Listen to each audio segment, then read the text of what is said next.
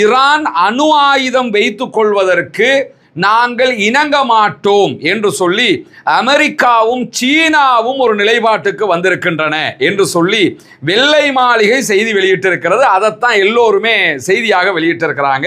ஓமானுடைய கடற்பகுதிகளில் இந்தியாவினுடைய கப்பல் தாக்குதலுக்கு உள்ளாகி இருக்கிறது. இந்த கப்பலை யார் தாக்கினாங்கிற செய்திகள் இதுவரைக்கும் வெளியாகல. ஈரானுடைய IRGC தாக்கியிருந்தா நாங்க தான் தாக்கினோம்னு சொல்லியிருப்பாங்க. அபுதாபியில நெத்தனியாகு போய் இறங்கின நேரத்தில் மன்னர்களுக்கு என்ன மரியாதை கொடுக்கப்படுமோ அந்த மரியாதை பெஞ்சமின் நெத்தனியாகுக்கு அபுதாபியில் கொடுக்கப்பட்டது.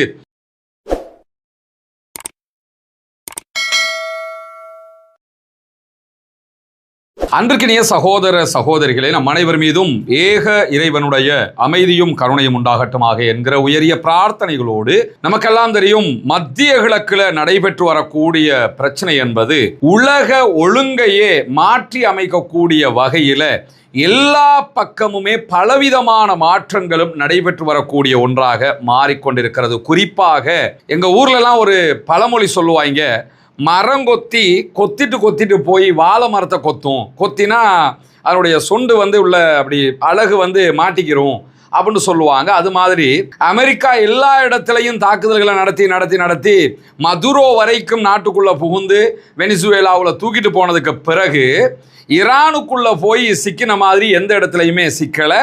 இப்பொழுது ஹொர்முஸை திறக்க முடியாம படாத பாடுபட்டு தற்போது பீஜிங் போயிருக்கக்கூடிய, சீனாவுக்கு போயிருக்கக்கூடிய அமெரிக்க அதிபர் டொனால்ட் ட்ரம்ப் அங்கும் சீன அதிபரை சந்திச்சு பேசுகிற நேரத்துல எல்லாம் திரும்ப எதை பேசுறாருன்னா ஹொர்முஸை திறக்கணும், அதுக்கு நீங்க தலையிடணும், நீங்க சொன்னா ஈரான் பேசுவாங்க, ஈரான் கேட்பாங்க என்று சொல்லி திரும்ப அதையே வலியுறுத்தக்கூடிய காட்சிகளை எல்லாம் பார்க்க முடியும். நாங்கள் குண்டு போடுவோம், நாங்கள் அழிப்போம், நாங்கள் பிடிப்போம், அந்தா பிடிச்சிட்டோம், 70 காலி, 90% காலி, அங்கே ஆயுதமே இல்லை, கடற்படையே இல்லை, கப்பல்களே இல்லை, எல்லாம் கடலுக்கடியில் இருக்குதுன்னு சொல்லி சொன்ன பீலா கதைகள் எல்லாம் கொஞ்சம் நஞ்சம் கிடையாது. எல்லாத்தையும் சொல்லி முடிச்சுட்டு இப்போ சீனாவில் போய் கெஞ்சிக்கிட்டு இருக்கிறாரு, ஈரானோட கொஞ்சம் பேசுங்க, பேசி எப்படியாவது வழிக்கு கொண்டு வாங்க என்று கெஞ்சக்கூடிய செய்திகள் எல்லாம் இன்றைக்கு வெளிவரக்கூடிய நிலையில் இன்றைக்கு அமெரிக்காவினுடைய வால் ஸ்ட்ரீட் ஜேர்னல் உள்ளிட்ட பத்திரிகைகள் வெள்ளை மாளிகையை ஆதாரம் காட்டி சீனாவினுடைய அமெரிக்க அதிபருக்கும் சீன அதிபருக்கும் இடையிலான பேச்சுவார்த்தைகள் தொடர்பான ஒரு செய்தியை வெளியிட்டிருக்கிறார்கள். அந்த செய்தி அல் ஜசீராவும் சுட்டி காட்டுகிறது. அதில் அவங்க என்ன சொல்லியிருக்கிறாங்கன்னு கேட்டால், ஈரான் அணு ஆயுதம் வைத்துக் கொள்வதற்கு நாங்கள் இணங்க மாட்டோம் என்று சொல்லி அமெரிக்காவும் சீனாவும் ஒரு நிலைப்பாட்டுக்கு வந்திருக்கின்றன என்று சொல்லி வெள்ளை மாளிகை செய்தி வெளியிட்டிருக்கிறது. அதைத்தான் எல்லோருமே செய்தியாக வெளியிட்டிருக்கிறாங்க. சீன அதிபரிடத்தில் அமெரிக்க அதிபர் பேசினாராம். அதுக்கு சீன அதிபர் சொன்னாராம், ஆமாமா ஈரான் அணு ஆயுதம் வச்சுக்கிறத நாங்களும் விரும்ப மாட்டோம், அதெல்லாம் செட் ஆகாது, ஹொர்முஸை உடனடியாக திறந்துடணும் அவங்க அப்படின்லாம் சொன்னார் அப்படின்னு சொல்லி வெள்ளை மாளிகை தான் இந்த செய்தியை வெளியே சொல்லி இருக்கிறார்கள் என்கிற செய்தி அல் ஜசீரா சுட்டி காட்டிட்டு மேலதிகமாக அவங்க என்ன சொல்றாங்கன்னு சொல்லி சொன்னா, சீனாவினுடைய அரசு செய்தி நிறுவனமாக இருக்கக்கூடிய ஷின்ஹுவா இது தொடர்பாக எந்த கருத்துக்களையுமே வெளியிடவில்லை. 2 நாட்டு தலைவர்கள், அதிலும் உலகத்தில் மாபெரும் வல்லரசாக இருக்கிற அமெரிக்காவினுடைய தலைவர், அதற்கு போட்டியாக இருக்கிற பொருளாதார வல்லரசாக இருக்கிற சீனாவினுடைய அதிபரை சந்திச்சு பேசுறாரு. பேசும்போது அந்த நாட்டினுடைய அரசு ஊடகம் என்ன பேச்சுவார்த்தை நடந்த செய்தியெல்லாம் சொல்லுவாங்க. ஆனால் வெள்ளை மாளிகை சொன்ன எந்த செய்திகளையுமே சீனாவினுடைய அரசு ஊடகம் சொல்லவில்லை என்கிற செய்திகள் வெளியாகி இருக்கிறது. எனவே அப்படி சொல்லணும்னு ஆசைப்படுறாரு போல அமெரிக்க அதிபர், அதையே செய்தியாக்கி விட்டுருக்கிறாங்க. அதுதான் நடந்திருக்குதுங்கிறத பார்க்க முடிகிற அதே நேரத்தில் மேலதிகமாக ஹொர்முஸ் ஜலசந்தி இராணுவமயமாகுவதை நாங்கள் ஏற்றுக்கொள்ள முடியாது என்று சீன அதிபர் சொன்னாராம். அது மட்டும் இல்லாமல் ஹொர்முஸ் ஜலசந்தியால் பயணிக்கிற கப்பல்கள் பணம் கட்டிக்கிட்டு போக தேவையில்லை, அதுக்கெல்லாம் நாங்கள் ஒத்துக்கிற முடியாது என்றெல்லாம் சீன அதிபர் சொன்னார் என்று வெள்ளை மாளிகை தான் சொல்லியிருக்கிறாங்களே தவிர சீனாவினுடைய அரசு ஊடகம் ஷின்ஹுவா எந்த கருத்துக்களையும் இது தொடர்பாக எங்கும் சொல்லவில்லை. அப்படி நடந்திருந்தால் 2 தரப்புமே பரஸ்பரம் அந்த செய்தியை சொல்லி இருப்பாங்கங்கிறத நம்ம புரிந்து கொள்ள முடிகிற அதே நேரத்தில் இன்றைக்கு வெளியாகி இருக்கக்கூடிய இன்னும் சில முக்கியமான செய்திகளில் அடையாளம் தெரியாத தாக்குதல்களால் இந்தியாவினுடைய ஒரு கப்பல் மூழ்கடிக்கப்பட்டிருக்கிறது என்கிற செய்திகள் இன்றைக்கு வெளியாகி இருப்பதை நம்ம பார்க்க முடியும். ஓமானுடைய கடற்பகுதிகளில் இந்தியாவினுடைய கப்பல் தாக்குதலுக்கு உள்ளாகி இருக்கிறது. இந்த கப்பலை யார் தாக்கினாங்கிற செய்திகள் இதுவரைக்கும் வெளியாகல. ஈரானுடைய ஐஆர்ஜிசி தாக்கியிருந்தா நாங்க தான் தாக்கினோம்னு சொல்லியிருப்பாங்க. ஐஆர்ஜிசி தவிர்த்து யாராவது அங்க தாக்கணுமாக இருந்தா அமெரிக்காவினுடைய கடற்படை தாக்க வேண்டும். இல்லை என்றால் சூழ்ச்சிகளை தொடர்ந்து செய்யக்கூடிய இஸ்ரேலிய ஆக்கிரமிப்பு இராணுவத்தினுடைய தாக்குதல்களாக இது இருக்க வேண்டும். ஆனால் எந்த இடத்துலையுமே ஐஆர்ஜிசி நாங்கள் தாக்கினோம்னு சொல்லலை. எனவே வேறு யார் தாக்கியிருப்பாங்கிறது உலகத்துக்கு தெரியும். ஆனால் கப்பல் மூழ்கடிக்கப்பட்டிருக்கிறது. 14 பணியாளர்களோடு இந்த சரக்கு கப்பல் பயணித்ததாகவும் இந்த கப்பலுடைய பெயர் MSV ஹஜ்ஜலி என்கிற பெயரில் தான் கப்பல் செயல்பட்டு வந்திருக்கிறது. எனவே MSV ஹஜ்ஜலி என்கிற கப்பல் தான் தற்போது மூழ்கடிக்கப்பட்டிருக்கிறது என்கிற செய்திகளும் வெளியாகி இருப்பது மட்டுமல்லாம ஓமானுடைய லிமா கடற்கரைக்கு அப்பால், அதாவது ஹொர்முஸ் ஜலசந்திக்கு தெற்கு பகுதிகளில் தான் இந்த தாக்குதல் நடத்தப்பட்டிருக்கிறது. கப்பல் அங்குதான் மூழ்கி இருக்கிறது என்கிறத நம்ம பார்க்க முடியும். இன்றைக்கு வெளியாகி இருக்கக்கூடிய செய்திகள் பிரகாரம் இந்த கப்பல்ல என்ன இருந்தது என்பது தொடர்பாக வெளியாகி இருக்கக்கூடிய செய்திகளை பொறுத்தவரையில் சோமாலியாவில் இருந்து பிரிந்து சென்ற சோமாலிலாந்து என்கிற ஒரு பகுதி, அதனை உலகத்திலேயே தனிநாடாக அங்கீகரித்த ஒரே நாடு இஸ்ரேலிய ஆக்கிரமிப்பு நாடு மட்டும்தான். அவங்க அங்கீகரிச்சிருக்கிறாங்க. ஆனா சோமாலிலாந்து உருவாக்கத்துக்கு முழுவதுமாக ஹெல்ப் பண்ணக்கூடியவங்க யாருன்னு கேட்டா UAE.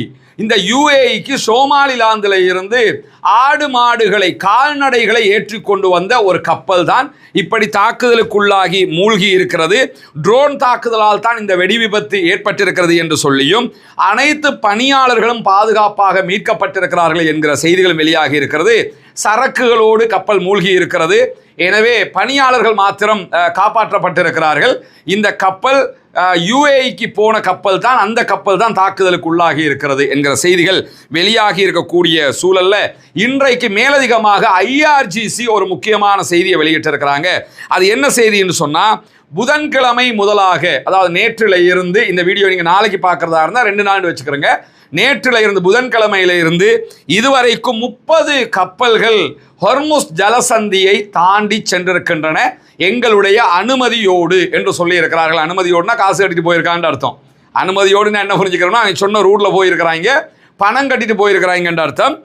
புதன்கிழமை மாலை முதலாக ஈரானுடைய அனுமதியோடு 30 கப்பல்கள் ஹொர்முஸ் ஜலசந்தியை கடந்திருக்கின்றன. அதுல அதிகமாக கடந்த கப்பல்கள் சீனாவினுடைய கப்பல்கள் தான் என்றும் இன்றைக்கு தெஹ்ரானுடைய ஃபார்ஸ் நியூஸ் ஏஜென்சி செய்தியை வெளியிட்டிருக்கிறாங்க.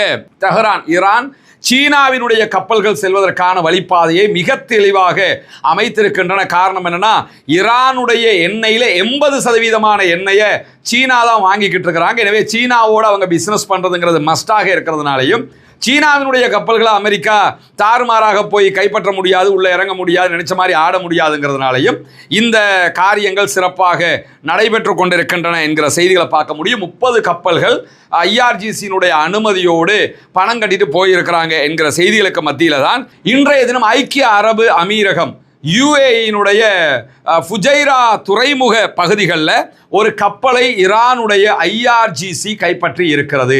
ஃபுஜைராவில் இருந்து 30 கிலோமீட்டர் தொலைவில் இருக்கக்கூடிய ஒரு இடத்துல இருந்து தான், கடலில் இருந்து தான் இந்த கப்பல் கைப்பற்றப்பட்டிருக்கிறது. இந்த கப்பல் கைப்பற்றப்பட்ட செய்தியை இன்றைக்கு ஐக்கிய ராச்சியத்தினுடைய கடல்சார் வர்த்தக செயல்பாட்டு மையம் UKMTO இன்றைக்கு அறிவிச்சிருக்கிறாங்க. தற்போது இந்த கப்பலை ஈரானுடைய IRGC படைப்பிரிவினர் ஈரானுடைய பிராந்திய கடல் எல்லையை நோக்கி எடுத்துக்கொண்டு சென்று கொண்டிருக்கிறார்கள். எனவே UAEயோட மோதுகிற விவகாரத்தை பொறுத்தவரையில் ஈரான் தெளிவாகவே மோதிக்கிட்டு தான் இருக்கிறாங்க. இஸ்ரேலுக்கு நிகராக UAEயோட மோதிக்கிட்டு இருக்கிறாங்கிறத பார்க்க முடியும். எனவே தான் அவர்களுடைய கப்பலையும் இன்றைக்கு கைப்பற்றி இருக்கிறார்கள். இது UAEக்கு ஒரு பெரிய பின்னடைவாக மாறும் என்பதிலே எந்த மாற்று கருத்தும் கிடையாது. இப்படியான சூழலுக்கு மத்தியில தான் இன்றைக்கு வெளியாகி இருக்கக்கூடிய இன்னும் ஒரு முக்கியமான செய்தி என்னன்னா, நம்ம தனி வீடியோ ஒன்றும் இது தொடர்பாக போட்டிருக்கிறோம்.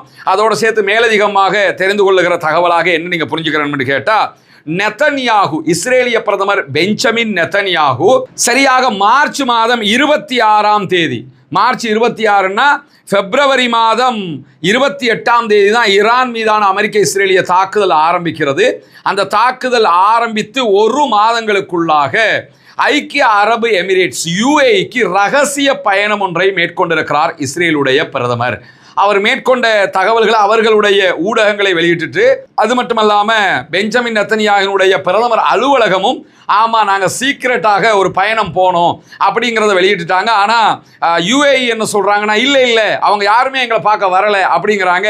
இப்ப நீங்க அதாவது மண்டைய மறைக்க முயன்றாலும் கொண்ட வெளியே தெரிஞ்சிரும்னு சொல்லுவாங்கல்ல, அது மாதிரி அவனே சொல்லிட்டான் நாங்க வந்துட்டு போயிட்டோம்னு. இப்ப இல்ல வரலன்னு சொல்லி சொன்னா இதை எப்படி இந்த உலகம் பார்க்குங்கிற கேள்வி இருக்கக்கூடிய நேரத்தில் நெத்தனியாஹு UAE-னுடைய அல் ஐனுக்கு போய் அங்கதான் ஐக்கிய அரபு அமீரகத்தினுடைய அதிபரை சந்தித்து பேச்சுவார்த்தைகள் நடத்தினார் என்று இஸ்ரேலுடைய ஊடகங்கள் சொல்லி இருக்கின்றன. குறிப்பாக தி டைம்ஸ் ஆஃப் இஸ்ரேல் வெளியிட்டிருக்கக்கூடிய செய்திகளில் ஓமானுடைய எல்லைக்கு அருகில் இருக்கக்கூடிய ஒரு பூந்தோட்ட நகரமாக, ஒரு சூப்பரான நகரமாக இருக்கக்கூடியது UAE-ல அல் ஐன். இந்த அல் ஐன்ல வைத்துத்தான் இந்த பேச்சுவார்த்தை நடத்தப்பட்டிருக்கிறது. மார்ச் 26 அன்றுதான் நெத்தனியாஹு ஐக்கிய அரபு அமீரகத்தினுடைய அதிபராக இருக்கிற ஷேக் முகமது இப்னு சயீத் அல் நஹ்யான் அவர்களை சந்தித்து பேச்சுவார்த்தைகளை நடத்தி இருக்கிறார். இவர்களுடைய சந்திப்பு பல மணி நேரங்கள் நீடித்ததாகவும், அது மட்டுமல்லாம நெத்தனியாஹுடைய முன்னாள் செய்தி தொடர்பாளர் ஜிவ் அக்மோனும் இதனோடு இணைந்து இருந்திருக்கிறார். அவரும் இந்த செய்தியை உறுதிப்படுத்தி இருக்கிறாரு. ஆமா நானும் கூட போயிருந்த நெத்தனியாஹுவோட என்று சொல்லியிருக்கிறாரு.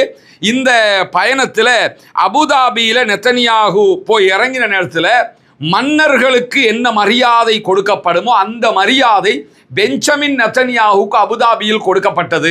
இம்முறையும் அதே போன்று கூட்டு குர்பானி திட்டம் நடைமுறைப்படுத்தப்பட இருக்கிறது. இப்னு அப்பாஸ் ரலியல்லாஹு அன்ஹு அவர்கள் அறிவிக்கக்கூடிய ஆதாரபூர்வமான நபிமொழி திர்மிதி, இப்னு மாஜா உள்ளிட்ட பல நபிமொழி கிரந்தங்களிலே பதிவு செய்யப்பட்டிருக்கிறது. ஹஜ்ஜு பெருநாளுடைய நாள் வந்தது. நபிகள் நாயகம் ஸல்லல்லாஹு அலைஹி வஸல்லம் அவர்களோடு நாங்கள் ஒரு பயணத்திலே இருந்தபோது மாட்டிலே 7 பேரும் ஒரு ஒட்டகத்தில் 10 பேர் வீதமும் நாங்கள் கூட்டு குர்பானியில் ஒன்றிணைந்தோம் என்று சொல்லுகிறார்கள். எனவே கூட்டு குர்பான்ல நம்ம இங்க ஒட்டகம் கிடையாது ஸ்ரீலங்கால. ஒரு மாடு தனியாக நீங்க வாங்கி குர்பானி கொடுக்கணும்னு நினைச்சீங்கன்னா அதற்கான தொகை 3 லட்சங்கள் என்று நிர்ணயிக்கப்பட்டிருக்கிறது. இதே நேரத்தில் ஒரு பங்காக கொடுக்கணும்னு விரும்பினீங்க என்று சொல்லி சொன்னா 7 பேர் இணைந்து ஒரு பங்கு என்கிற விதத்தில் ஒரு பங்கினுடைய விலை 43,000 இலங்கை ரூபாய்கள் என்று நிர்ணயிக்கப்பட்டிருக்கிறது. ஏழை எளிய மக்களுக்கு இதனுடைய பலன்கள் போய் சேரும் விதமாக இந்த கூட்டு குர்பானியுடைய திட்டத்திலே இணைய விரும்புகிற சகோதரர்கள் முன்னால் தெரிகிற நம்முடைய வங்கி கணக்கிலக்கத்திற்கு உங்களுடைய குர்பானுடைய பங்குகளுக்கான பணத்தொகைகளை அனுப்பி வைக்க முடியும். வெளிநாடுகளிலிருந்து இணைய விரும்புகிற சகோதரர்கள் இதற்கான பணத்தை அனுப்ப முடியாது எனும் பட்சத்தில் முன்னால் தெரிகிற என்னுடைய வாட்ஸ்அப் இலக்கத்திற்கு நீங்கள் தொடர்பு கொண்டீங்கன்னா எப்படி நீங்கள் பணம் அனுப்புவது என்கிற விவரங்கள் நம்ம உங்களுக்கு சொல்வதற்கு தயாராக இருக்கிறோம். எனவே மற்ற நாட்டு மன்னர்கள் வந்தால் அப்படி கூட்டு போவாங்க, அந்த மாதிரி கெத்தா தான் பெஞ்சமின் நெத்தனியாஹு கூட்டு போனாங்க. இன்னும் சொல்ல போனால் ஐக்கிய அரபு அமீரகத்தினுடைய அதிபர் பெஞ்சமின் நெத்தனியாஹு ஃப்ளைட்ல இருந்து இறங்கினதோட அவரை தன்னுடைய சொந்த கார்ல ஏற்றி அவரே தான் டிரைவிங் பண்ணிக்கிட்டு போனாரு. அந்த முகமது பின் சல்மான் பாகிஸ்தான் போன நேரத்தில் இம்ரான் கான் அப்படி தான் அவரே டிரைவிங் பண்ணிக்கிட்டு கூட்டு போவார். அது கொஞ்சம் ஓவர் பாசத்தை காட்டுறதுக்காக செய்து அதே பாசத்தை பெஞ்சமின் நெத்தனியாஹுக்கு காட்டியிருக்கிறார் UAE-னுடைய அதிபர். எவ்வளவு பாசம்! பாலஸ்தீனத்தில் லட்சக்கணக்கான மக்கள் கொல்லப்பட்டுக்கிட்டு இருக்கிறாங்க. இன்னும் அதே கொலைகள் தொடர்கிறது. லெபனானில் அதே கொலைகள் தொடர்கிறது. இப்படி பல நாடுகள் அப்பாவி மக்கள் கொல்லப்படுகிறார்கள். இதற்கெல்லாம் காரணமாக இருக்கக்கூடிய பெஞ்சமின் நெத்தனியாஹுக்கு எவ்வளவு பெரிய மரியாதை, ஆனால் ரகசியமான மரியாதை, மன்னர்களுக்கு கொடுக்கிற மரியாதையை கொடுத்து அழைத்து சென்றிருக்கிறார் UAE-னுடைய அதிபர் என்கிற செய்திகள் வெளியாகி இருப்பது மட்டுமல்லாமல் ஈரான் மீதான யுத்தம் நடந்து கொண்டிருக்கக்கூடிய நேரத்தில் 2 தடவை இஸ்ரேலுடைய உளவு அமைப்பாக இருக்கக்கூடிய மொசாதினுடைய தலைவராக செயல்படுகிற டேவிட் பெர்னியா UAE-க்கு போயிருக்கிறாரு. UAE-ல இருக்கக்கூடிய எல்லாரோடையும் பேச்சுவார்த்தைகளை நடத்தி இருக்கிறாரு. ஈரான் மீதான தாக்குதல்களில் UAE-யும் பங்கெடுத்திருக்கிறது. UAE-னுடைய இராணுவமும் ஈரான் மீது தாக்குதல்களை நடத்தி இருக்கிறது என்கிற செய்திகளையும் இன்றைக்கு வெளிப்படையாகவே இஸ்ரேலிய ஊடகங்களே போட்டு உடைச்சிருக்கிறாங்க. எப்பொழுதுமே ஒன்று புரிஞ்சுக்கிறங்க, இந்த யூதர்கள் குறிப்பாக இந்த இஸ்ரேல்காரனை பொறுத்தவரையில் உலகத்தில் தூசுக்கும் நம்ப முடியாத குரூப். கையை கொடுத்தாலே விரல் இருக்குதான்னு பார்க்கணும். அவங்ககிட்ட கையை கொடுத்துட்டோம்னா விரலை கழட்டி எடுத்திருப்பாங்க. இந்த அளவுக்கு முனாஃபிக்குத்தனமாக நயவஞ்சகத்தனமாக மோசடி செய்யக்கூடிய ஒரு குரூப்பு. அவங்கள நம்பி இந்த UAE-காரன் போய்கிட்டு இருக்கிறான். ஒரு ரகசியமாக நடந்த ஒரு பேச்சுவார்த்தையை போட்டு உடச்சு விட்டாங்க. இப்போ இல்லையே அப்படி ஒன்று நடக்கலையே என்று சொல்லி இப்போ இதுக்கு விளக்கம் சொல்லிக்கிட்டு தெரியுது UAE. இப்பொழுதுதான் யுஏஇனுடைய செயல்பாடுகள் வெட்ட வெளிச்சமாகி கொண்டிருக்கு. ஏன் ஒபெக்ல இருந்து வெளியே போனாங்க, ஒபெக் பிளஸ் கூட்டமைப்புல இருந்து ஏன் வெளியே போனாங்க, இஸ்ரேலுடைய பேச்சை கேட்டுக்கிட்டு யமனுக்குள்ள போய் தாக்குதல்களை நடத்த போனாங்க, அதனால தான் சவுதி அடிச்சு விரட்டினா. அதே மாதிரி சோமாலியாவுக்குள்ள அதே பிரச்சனையை உண்டு பண்றாங்க, சோமாலிலாந்த உருவாக்கி அதற்கு சப்போர்ட் பண்றது. இப்படி எல்லா பகுதிகளிலையும் இஸ்ரேலை விட மும்முரமாக தற்போது இஸ்லாமிய நாடுகளுக்குள்ள பிரச்சனையை உண்டாக்கக்கூடிய வேலையை யுஏஇ பண்ணி வர்றாங்கங்கிற செய்திகளை நம்ம பார்க்க முடிகிறது. இன்றைக்கு வெளியாக இருக்கக்கூடிய முக்கியமான செய்திகளுடைய தொகுப்பை தான் பார்த்திருக்கிறோம்.